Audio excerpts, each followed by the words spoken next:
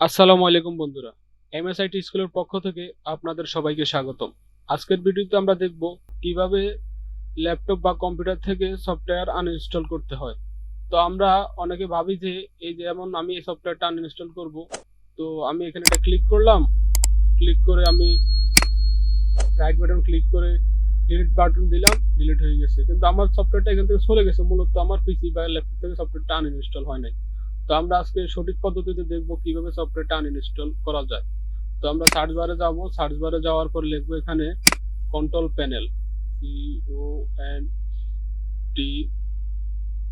এই যে আমার এখানে চলে আসছে ROL, এই যে দেখতে পাচ্ছেন কন্ট্রোল প্যানেল। তো কন্ট্রোল প্যানেলে আমি ক্লিক করার পরে এখানে একটা অপশন আছে যে প্রোগ্রামার, সবার নিচে যে প্রোগ্রামটা আছে প্রোগ্রামার অপশনে আমি দিব।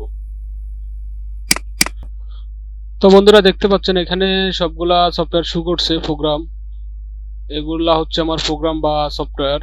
তো আমি এখান থেকে আমার যে সফটওয়্যারটি প্রয়োজন নাই, যেমন আমার আমার অপ্রয়োজনীয় একটা সফটওয়্যার ডিলিট করে দিব।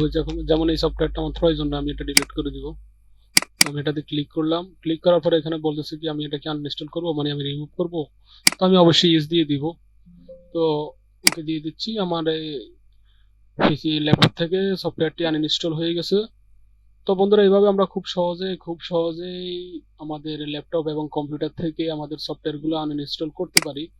তো এরকম নতুন নতুন ভিডিও পেতে চাইলে আমাদের চ্যানেলটি অবশ্যই সাবস্ক্রাইব করে রাখবেন, এবং ভিডিওটি ভালো লেগে থাকলে একটি লাইক দিবেন, কমেন্ট করবেন, এবং কোন টপিকের উপর নতুন ভিডিও দেখতে চান অবশ্যই কমেন্ট করে জানাবেন।